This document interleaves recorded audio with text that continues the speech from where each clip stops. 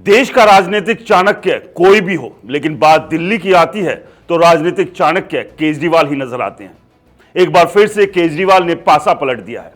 कल तक तो मोदी शाह बाबा साहब अंबेडकर के मुद्दे पर फंसे ही थे, लेकिन अब केजरीवाल ने फिर से पटखनी दे दी है और जनता कह रही है, वाह सर जी, राजनीति इसे ही कहते हैं।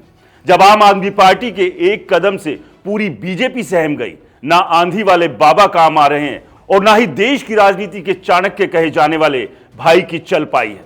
अब मुकाबला नहीं, एक तरफा मामला देख विरोधी दल के दावेदार भी टेंशन में आ गए हैं। अभी तक तो सिर्फ टिकट की ही टेंशन थी, लेकिन अब टिकट मिल भी गई तो जीत कौन दिलाएगा, इस बात की भी टेंशन हावी हो गई है। यह टेंशन दिल्ली चुनाव से पहले ही आफत की आंधी की तरह आई है। उधर पूरी तैयारी चल रही थी कि कैसे भी करके अरविंद केजरीवाल से लेकर आम आदमी पार्टी के नेताओं को नए सिरे से फंसाया जाए।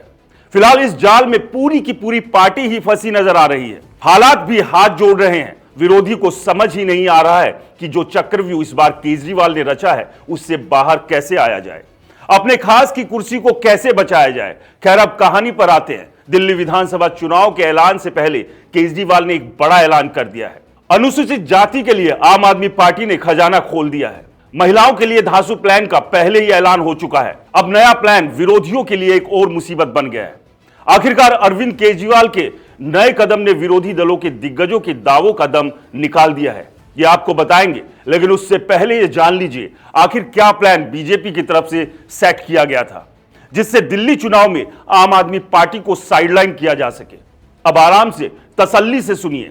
एक दिन पहले ही खबर फैलाई गई थी कि दिल्ली के उपराज्यपाल विजय सक्सेना ने कथित शराब घोटाले में फिर से केजरीवाल पर मुकदमा चलाने की मंजूरी दे दी है, जिस पर मनीष सिसोदिया ने ईडी से कागज मांगे तो आए बाय साय करने लग गए।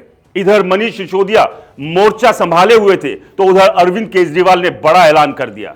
दिल्ली की जनता के लिए दो बड़ी योजनाओं की घोषणा की थी, महिला सम्मान योजना और संजीवनी योजना। दिल्ली की जनता के एक एक वोट को जोड़ने के इस प्लान ने बीजेपी की नींद उड़ाकर रख दी है। लेकिन दिल्ली में बीजेपी और कांग्रेस कह रही है दिल्ली में सबसे करप्ट पार्टी आम आदमी पार्टी है, लेकिन जनता है कि मानने को तैयार नहीं है। बीजेपी कांग्रेस को अलग नकार रही है, योजनाओं की तरफ भरपूर नजरें टिका रखी है। अब विरोधियों को समझ नहीं आ रहा है कि करें तो क्या करें, बोले तो क्या बोले। ऐसी स्थिति बन चुकी है। लगता तो ऐसा ही है, विरोधियों को ना योजनाएं याद आ रही है और ना ही स्कीम सटीक बन पा रही है। कुल मिलाकर अरविंद केजरीवाल का तोड़ इस चुनाव में अब नजर नहीं आ रहा है। इस वीडियो में इतना ही, फिर मिलेंगे नई रिपोर्ट के साथ। नमस्कार।